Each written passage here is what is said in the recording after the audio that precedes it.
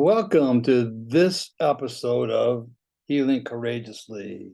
Healing Courageously has a guest today. Yeah, we do have a guest today, and it's she just kind of popped in. She's here She's a from pop-in guest. pop-in guest. She's here from California, and she actually has a lot of experience on the subject we're going to be talking about I today. do have a lot of experience. She does, and we asked her. She go, "Hey, you want to be part of the podcast?" And she goes, "Well, yeah." Of course, Kathy has to say, "Well, you're the expert at it." So Say she was an expert. Well, true though. Let's welcome Elaine, yeah, hi, Elaine. Hello. our toxic relation specialist. We could say this because we love her and she knows we love her, Absolutely. but we also know that there's some truth behind this. But it just actually Elaine's the one that gave me this idea of the month of July on finding independence. And so we're in the month of July where we're finding independence from a bunch of different things. And this week happens to be toxic relationships. And her and Rayla were driving through Arizona and popped over, and I'm like, oh, perfect timing. So welcome, friend. Thank you. Yeah, thanks for joining us. Thank you for having me. Well, I'm sure you're going to have plenty to say. Oh, absolutely. Yeah. I'll keep it to a minimal. We Actually, all do. Have it to a minute. And Kathy and I have been mentoring her. Kathy's probably the main mentor right now. She's been with us for what, 4 or 5 years? Yeah. Longer. Yeah, longer than that. 2014 when I came to the original church, but Yeah. since then working on Yeah, working on you here. So Yep. yeah, and Kathy works with her relentlessly every week. every if we week. can. So yeah. Otherwise I get she lost works in the with she works with me too, so that's it's a two-way street there, believe Right, me. exactly. It does work. So like you said, this week we're talking about toxic relationships. Yep. And finding your independence in toxic relationships. So what exactly is a toxic relationship? That's a great question. Yeah, I thought so too, because is it, what is it? It could be a bunch of different things. So, but a toxic relationship is one that makes you feel unsupported, misunderstood, demeaned, or attacked. A relationship is toxic when your well-being is threatened in some way, emotionally, psychologically, and even physically. On the basic level, any relationship that makes you feel worse rather than better can become toxic over time and fairly quickly. Yeah. Toxic relationships can exist in just about any context.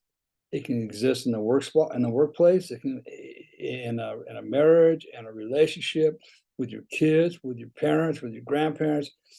Toxic relationships can exist anywhere in your life. Yep. Okay. You may even be dealing with toxic relationships among your own family members. And here's the deal with toxic relationships and why people struggle. They think it's a normal relationship. Yeah. And the reason why they think it's normal is because they grew up in a home that was toxic relationships. Like we talked last month on the father stuff. A father's responsible. His main responsibility is to keep that house calm under the spirit of God, to keep that house in a loving manner, to raise the daughter and raise the son, to build up their self-esteem and their self-worth. I mean, that's his job, and to treat his wife as God treated the church, right? So when we're growing up in a household that doesn't have that, there's a lot of chaos, confusion, then that becomes very toxic. So when they grow up, they get out of the house, they're in a relationship. A lot of them think, well, this is how I grew up. This is all I deserve. This is just normal, right? And it's not normal. It's not how God wanted us to be in any way, shape, or form. So that's why trying to, learn to recognize what's toxic and what's not is very important. So, And that's what's going to be great about this podcast too, is we've got steps that are going to help you identify if you're in a toxic relationship, as well as what you can do to get out of it. So finding independence from toxic relationship is an important step towards your personal growth, towards your happiness and your overall well-being. And here are some steps that you can take to achieve the independence from toxic relationships. So we've got several steps here. Elaine, feel free to jump in anytime something resonates with you. So the first thing is to recognize toxicity. I did it. Toxicity. It's a hard word. Acknowledge and accept that the relationship you're in is toxic. That word denial pops into my head there because a lot of times people are in denial about it because it's become so normal Right. it's hard to realize that you're actually in it. So denial Well, sets in. it goes back to, they grew up in that kind of Mhm. environment. Yeah. And you make those excuses for that because that's what you remember Right. what it was. Yep. Yeah, that's all you know. So therefore it's what it becomes. Things to look for are in toxic relationships are signs of emotional or physical abuse. Randy mentioned that. Manipulation, disrespect, constant criticism or Mhm. control. And then understanding that the toxic dynamics is crucial in taking the necessary steps to break free. I'm going to jump in here real quick and then Elaine, feel free to jump in too. There was a period of time in our marriage, not our entire marriage, but there was several years, about a 5-year period, where we were very toxic in our relationship with each other.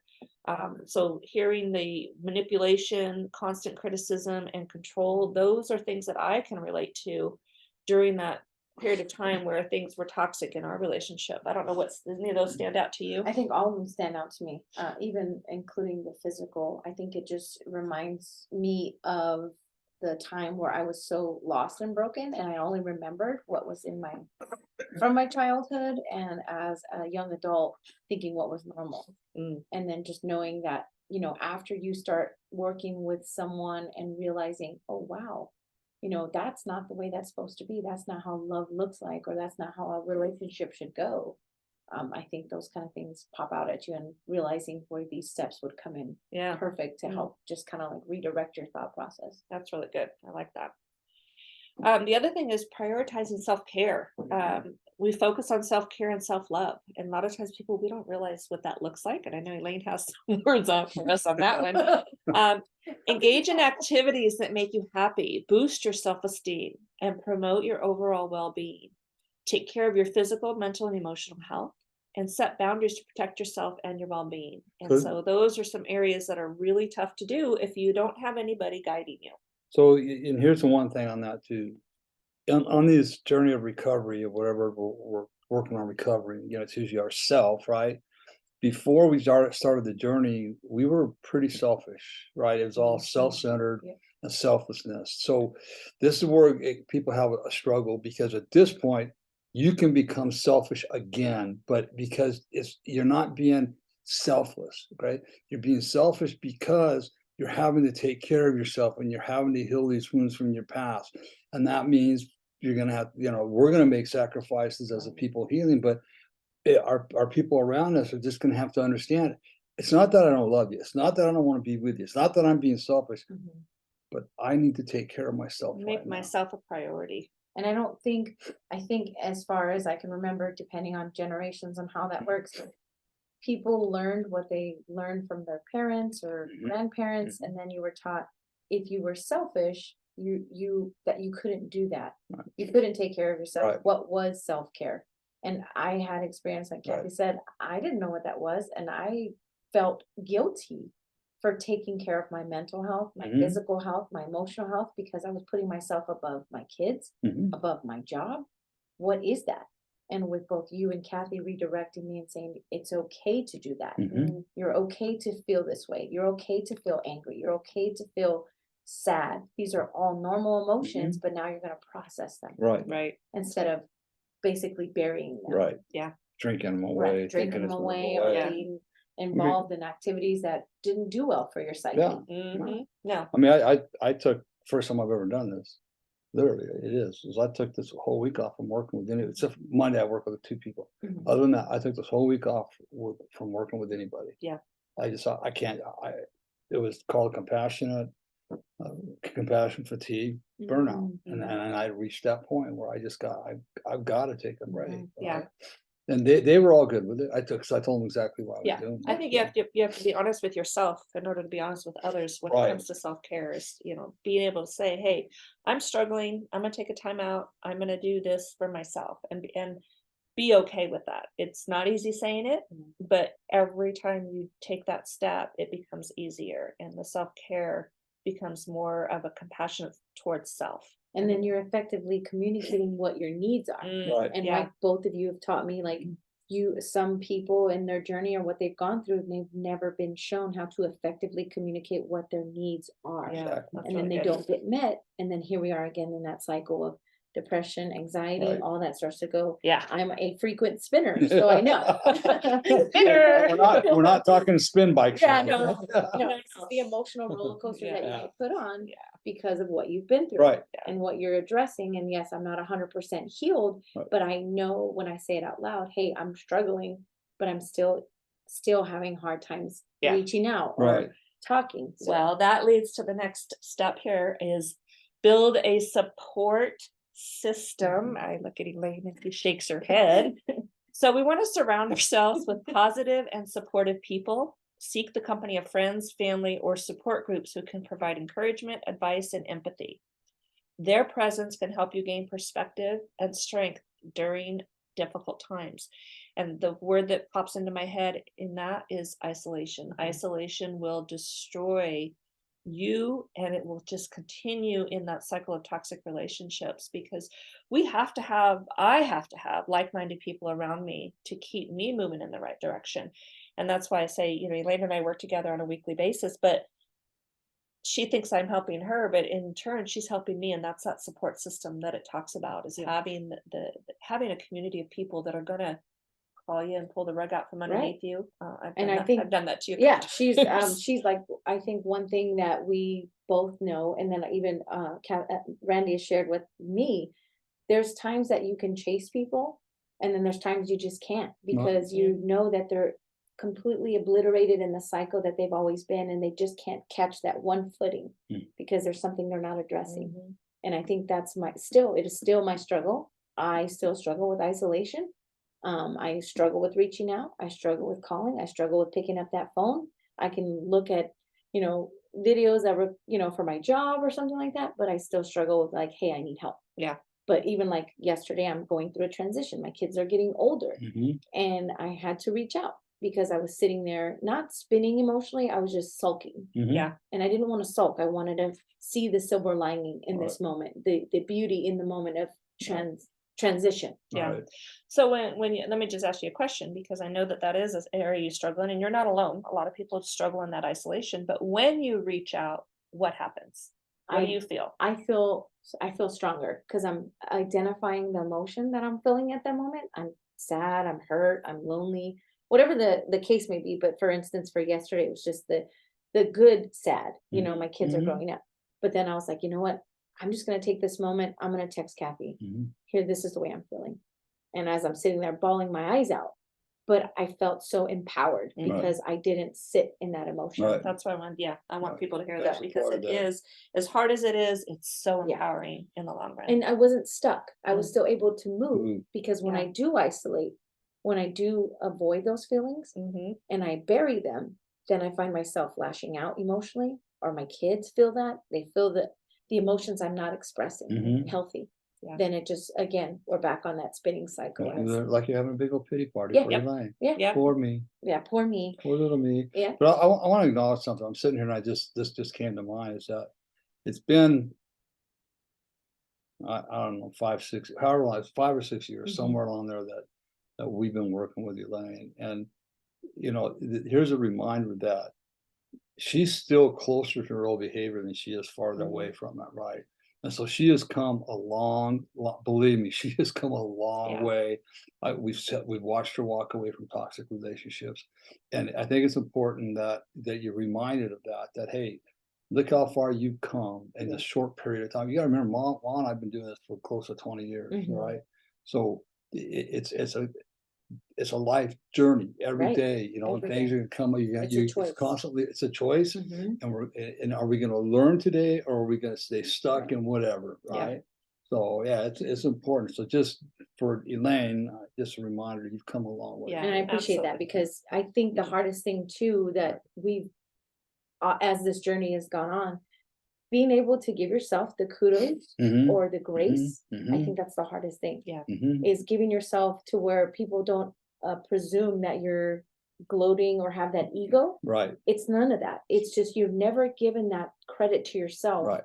And I think that's the most difficult thing. And you guys share that with me all the time. Give yourself credit. Yeah. Give yourself that's grace. part of that self-care. That's part of that self-care in my mind. And That's, you I know, didn't know any of acknowledging that. Yeah. No, No, it was none never of taught us to me. did, No, yeah, none of us no. did. You know, we talk about having a community, but the other thing too that goes, the next step would be is to seek professional help if needed. Sometimes a community is not enough. And if the toxic relationship has had a severe impact on your mental health, consider seeking therapy or counseling. A professional can guide you through the healing process, help you understand your patterns, which we talked about, Mhm. Right. and provide strategies for overcoming the challenges of leaving a toxic relationship. And we journeyed with you Yeah, through absolutely. that If it wasn't for you for a guys, few times. if I would never saw as a woman who I was and who I was going to be down the road, 5 years, I would have never thought, I would have been sober. Mhm. I never thought I was going to make the first day. Right. It's extremely difficult, Mhm. but here I am 7 years later. Mhm. And then just getting out of that toxic relationship. Now that I've fast forwarded, I've changed some thought patterns to where I am knowing that I am loved and knowing that I am different, and that certain kind of behavior I don't have to tolerate Right. and or change. Yeah. And I think that's the biggest thing for me in my journey. Right. I do not have to change anyone. I have to change myself. Yeah. Right. Nor can you, Nor can you change anyone. Right. anyone. But Right, the that's- old me that you guys have known Yeah. have stayed That was honed in on the person that let me fix you, let Right. me make you better, let me put the band-aids on you and forget about my well-being, Right. Right. Yeah. my mental Exactly. health, Yep. my journey of where Yeah. I've come from and how so far the other person's just barely scratching the surface. yeah, that's good. Yeah, I'm working with somebody right now that I just used that scenario Yeah. the last time I met with them. Yeah. You Yeah. know, And that, community, like you yeah. said, is important, but you also have to be careful of the community you're in, Yeah. because that community that you're working with, again, if they're not far enough, like you guys said, along in their journey, you will get dragged back to where they are now. Yeah. yeah, we want to be in a community of people that are, number one, like-minded. Right. That's Absolutely. important. But not only that, being like-minded, preferably, I'll just say your elder. Right. I'm saying that very respectfully, Right. okay? And it's, Somebody you who's know, walked through somebody that. who's walked the walk already, Right. somebody that's been in your shoes, somebody that can understand where you're Yeah. coming from. Yeah.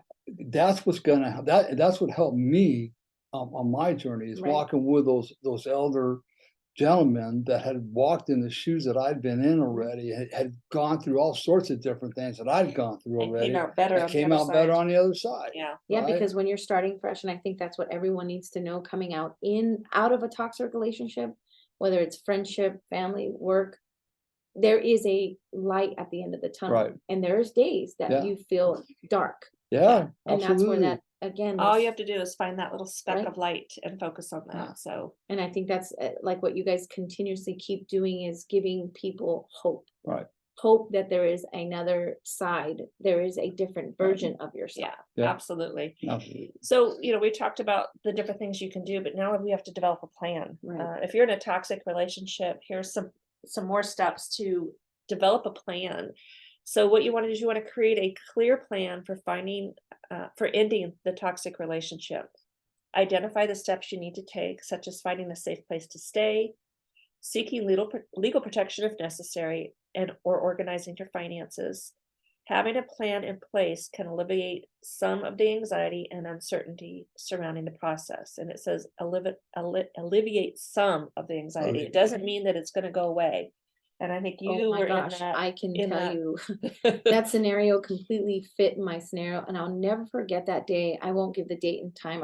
The year was 2017, and the new year had began. I was working with Kathy directly. I was working on steps on how to set the plan to get out. I didn't know it was toxic. I knew it was underlying, but I didn't see it. Mhm. And as the wool came out from off of my eyes, I was like, someone's going to die here.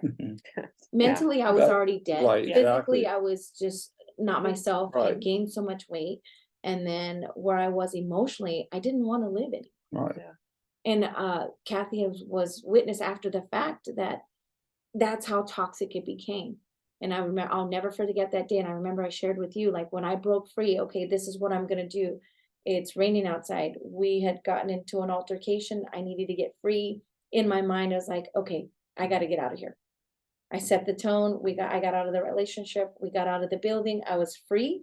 Then I was like when I was in the elements, I was like, okay, I can't be harmed out here. I would make enough of a scene to Right. cause Right. attention Right. if Right. there Right. need be. And that's right. how I broke free. Yeah. Mhm. I looked up at the sky, it was never the same the next day. The sun was as bright as can be, the birds, I could hear them. Mhm. I could, I could feel the sun on my skin. Mhm. And every day since then, I've always looked at that Mhm. day as like when I'm outside, like it's all fresh. And I had love to that. break free and I had to get out of there. And I did.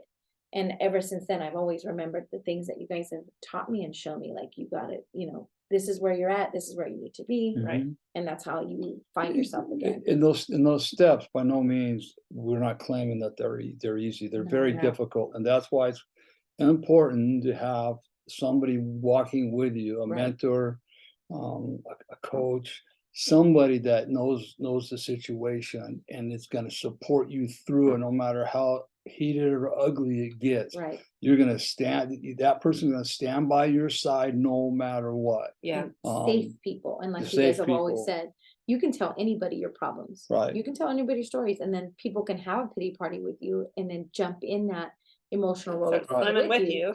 and then you're back at it. But if you have someone that like yourself, Kathy, and you to show you, to direct you, to Yeah. keep you focused, to keep your mind right and off the okay, it's just gonna be a minute, but you trust me, you're gonna make it. You're Right. gonna be okay. And it's Right. that redirection and that just someone telling you things will be okay. Right. Yeah. Yeah, it's good. Exactly, because we're never told that. Yeah. Mm. Part of also finding your independence in a toxic relationship is practicing assertiveness. That's a tough one, especially if the toxic relationship has been physical. But toxic relationships often involve power imbalances and a lack of respect for boundaries. So by practicing assertiveness, by clearly expressing your needs, desires, and limits, learn to say no when something doesn't align with your values or it makes you uncomfortable. And Elaine's over here Wow. shaking her Yeah, head. because saying no, I think that's been the hardest thing. Yeah. Once you learn that that sentence is Mhm. complete and where you confirm that I don't like this or I don't like the way I feel, and you can express that healthy, and it's a game changer. It's freedom. Game Yeah. changer. Yeah. It's freedom. Yeah, and it's hard. I said, one of the things we talk about is expressing your needs. A lot of times when you're in a toxic relationship, I don't know if you know what you need. No. Or what your desires or what your limits are, because it's become so normal. And I know that for myself in that period of time, I became lost to myself. I no longer had needs that I was aware of. I no longer had desires. It was about keeping the balance and keeping everybody happy and all the balls in the air, and don't let one drop, because if one drops, it'll splat, and then what'll happen? And you did a good job, by the way. I did my best. I don't know if it was a good job, but boy, was it exhausting. But I think, practicing that assertiveness, even for me today, is a little more difficult. I'd say it's probably one of the harder things to do. But again, it's about using my voice in a healthy way, because in that period of time of our toxic relationship, I didn't use my voice in a healthy way. So now I've had to learn to go to the opposite extreme, using my voice in not an aggressive way, but in a Right. healthy way. It's that pendulum effect. Yeah. Because you were so far on the right for a long time, and then it got knocked loose. Then you went radically to the left, and it was like, oh gosh, she got her voice all right. Yeah. You know?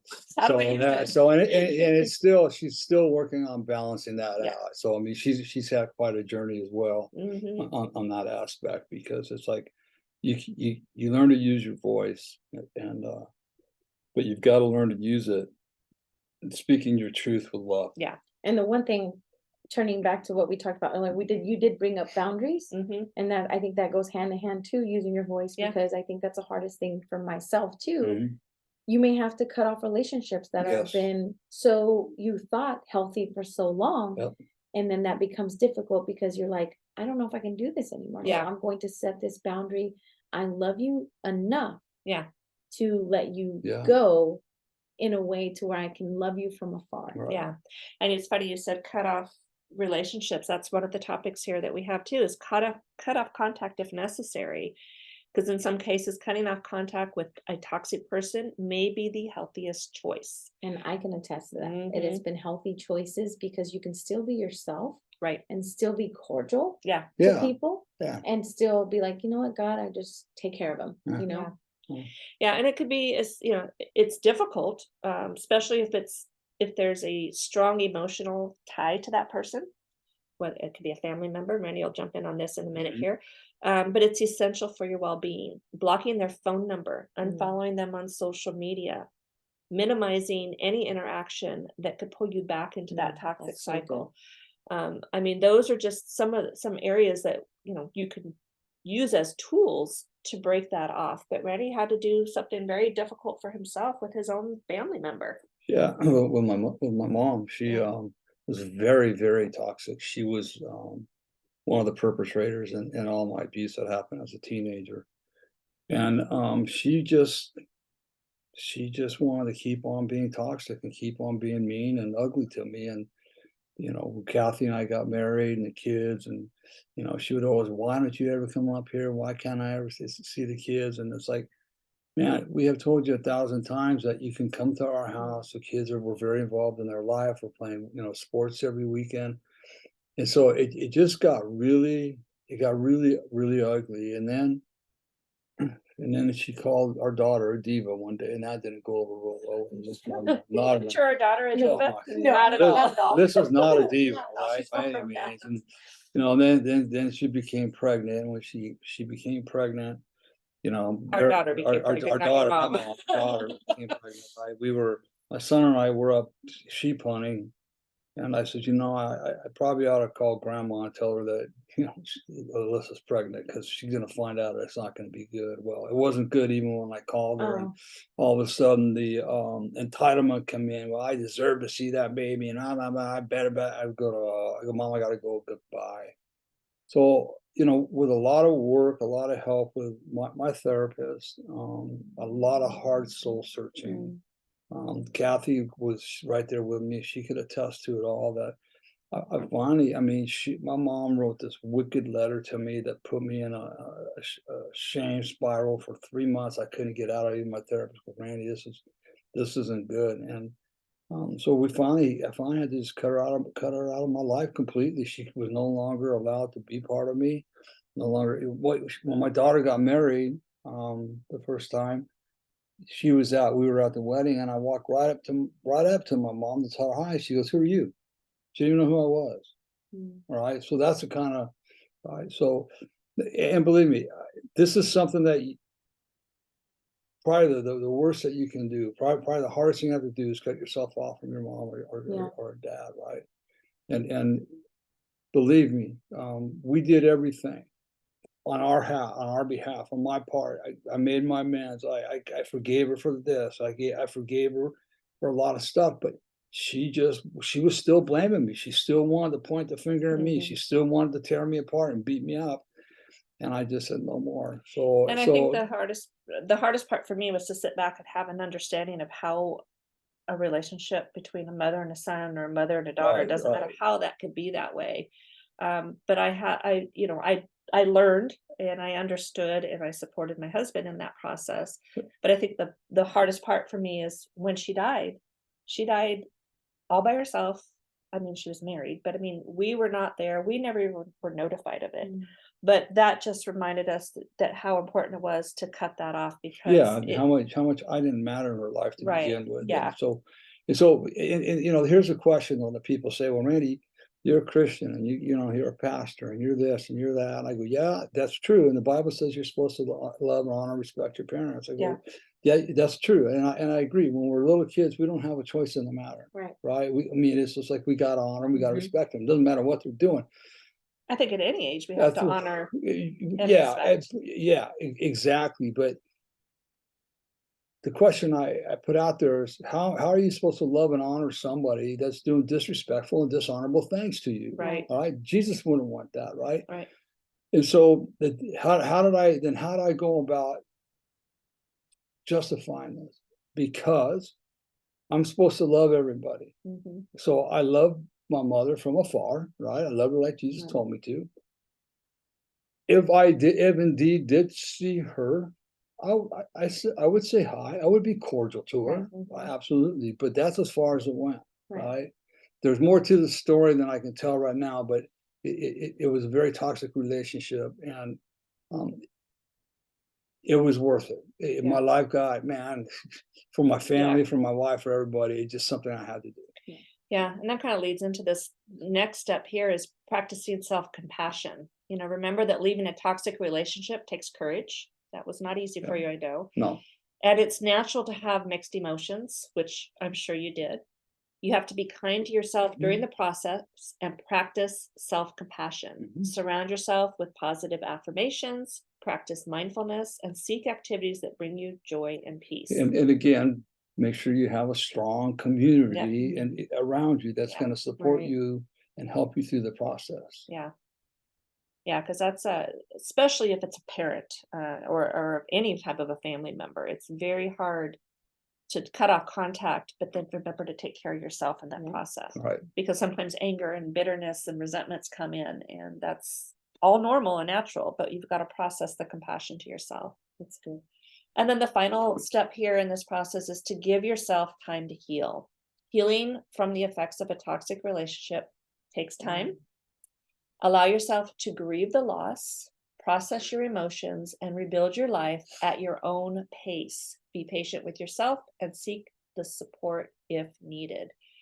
And, I think that grieving the loss, I think a lot of people don't think that it's okay to grieve a loss of a relationship. And I know Yeah, I've told no. you, I've told a lot of these girls, is you're grieving a loss of what could have been Right. or what your perception of a healthy relationship should look like. And even though it's a toxic relationship, and even though it's not a healthy place for you to be in, there's still loss there. Oh, yeah. And processing the emotions that go with that, there's days that you're still processing those absolutely. emotions. Nothing, that's the thing. Those kind of changes still take time. And I think that's the thing. When we look at society, you have a certain time bracket that you Mm. have to I live on. think there is, yeah. Yeah. And you assume, okay, well, I have already been away from this person for 2 months or 2 years or 5 years. I should be better by now. And then you Should? Is that exactly. that So should? that's what Randy always shares with me. Look, you can't should all over the place. It's a process, and we have to give ourselves the time to heal. And it won't be overnight. It'll be to the moment where you see, okay, that doesn't affect me anymore. It didn't take my Mhm. emotions on another level. I don't feel angry. I don't feel bitter inside. I don't feel those I remember everything that you did to me, or revisiting that tape in your head. Yeah. So then you kind of know that, oh, wow, I am making progress. Mhm. Okay. All right. I see it now. Okay. And it sometimes it takes those that community or outside perspective, or who you're working with directly, or your Yeah. therapist, to go, hey, like you mentioned, Mhm. you're changed. I see where you've Mhm. been and I see where you Mhm. are. Yeah, absolutely. So it's huge. Yeah. Yeah, and it's during that process of making the decision to cut somebody off, then it's like, do I do it? Do I don't do it? Then we finally do it. It's like, oh man, okay, I feel better. This is great. And then the doubt comes back Right. in. Then it's, did I do the Should right I? thing? I'm sure I should have done it this way. I mean, blah, blah, blah. Somebody says something to, Mhm. because you get that little bit of doubt in your head. So somebody says something to you, oh, what did I do? Yep. And it's like, it doesn't matter what anybody says in these moments, other than the person that you have allowed to guide you. If a Mhm. person if you have not given a person the authority or the permission to Yes. speak into your life, then they have no business Right. speaking into your life, right? And you have to be able to speak up if somebody is doing that. I had that happen to me once at church. This woman cornered me in the bathroom Oh, yeah. after a video, and I won't go into the whole thing, but she backed me into the corner, and I'm like, "Who is this lady?" I mean, I had to go to pastor and say, I'm feeling overwhelmed. I don't understand this." And I got through it. But yeah, you have to be able to say, "No, you don't have the right to speak that over me. Mm. I have Right. people in my life that will do that for Right. me." So this is beautiful. I just love this. That we just have to remember that independence from toxic relationships is an ongoing journey. Mhm. It could be a year, it could be 3 years, it could be 10 years. Yeah, lifetime. It could be a Right. lifetime, and in a lot of cases, it may be. We also want to remember that we have to celebrate your progress. Elaine, woohoo! Big. It is big to celebrate your It progress. is. And to be proud of yourself for taking the steps necessary to prioritize your well-being and happiness. And Elaine, you say it all the time. I am really proud of myself. I can't Mhm. tell you how many times you say, I am really proud of myself. That's something you didn't No, used not at to all. say. I would So never acknowledge that, whether it was the moment, what it was the person, thing, Right. whatever the case may be. Mhm. I noticed that's what Kathy has taught me. you need to give yourself the credit. Yeah. And I'll tell her, well, I didn't do this, so I'm really proud of myself for not doing that. Right. All right. Or I'm proud of myself because I did do this, Right. you know, so that you've got both ways. It's Yeah. not just what you didn't do to be proud of yourself, but acknowledge the things you are doing that are different. Yeah, and that it are feels good important. because you Yeah. feel like each step you gain more and more confidence on who you're Yep. becoming Yep. instead of who Yeah. you were. No, You got to step into the unknown, Right. and it's take a fearful. risk. Yeah. You must take a risk. Yeah. Absolutely. Yeah, So, absolutely. And I Yeah. think that's the scariest part, but it's the most rewarding part too. right. Yeah. Yeah. And Exactly. then that reward leads to that empowerment that we Mhm. talked about. So So good. it's so good. So if if you're somebody listening to this and you're struggling with this kind of relationships or anything like this, feel free to just go to our website, healandrestorecounseling.com. You can either hit a contact, write us a little note what you're looking for, or you can go ahead and schedule for a 45-minute free consultation. Right on the front page, about halfway down, it's in green. There's a button you can click and to sign up Gotcha. for a 45-minute free consultation. Yeah, we'd love to be there with you. We've journeyed with a lot of people, and you know, God's called us to this. He's going to get us through this, and so we're Absolutely. looking forward to just continuing on that journey of helping others. So, Elaine, Thank you for thanks having for me. driving through Arizona. You're welcome. Yeah, this was Perfect. perfect Yeah, timing. yeah, it This was was really great good. timing Thanks. for this. So And appreciate that. I do want to share one thing, like if you're afraid, because I think that's the most thing that people struggle with is fear, because I Right. still struggle with that. And fear. Take the step out of your comfort zone and reach out for help. Mhm. And even though if you've been in, someone's not encouraging you to get help, click the button, ask for that consultation. I can tell you right now, just from my experience the last 7 years, if it wasn't for Kathy and Randy and their guidance through this whole time frame, I would have gotten lost in who I was. Mm.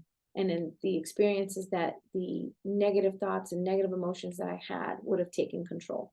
And I would have been probably worse Mhm. than I was. And there were, the small setbacks, I'll Right. take those over what I was experiencing at the time. So I just encourage everybody who's listening to this, just take a step in faith and just know that that consultation, that just taking that step in faith and reaching out to somebody will lead you to a better path Yeah. because you just have to want it for yourself. Yeah. Yeah, that's good. Thanks, And that's the Elaine. key. Thank You you. got to Yeah. want it for yourself. Yeah. Not only want it for yourself, but you deserve it. And Yeah, I think that's what's absolutely. really important. So thank you again for Thank you for for having me. being here. And just want to kind of close this out, just reminding everybody that we are very actively involved with our Courageous Healers Foundation, where we help men, women, and families heal from the scars of abuse, whether it's physical, sexual, emotional, spiritual, or any trauma of that nature.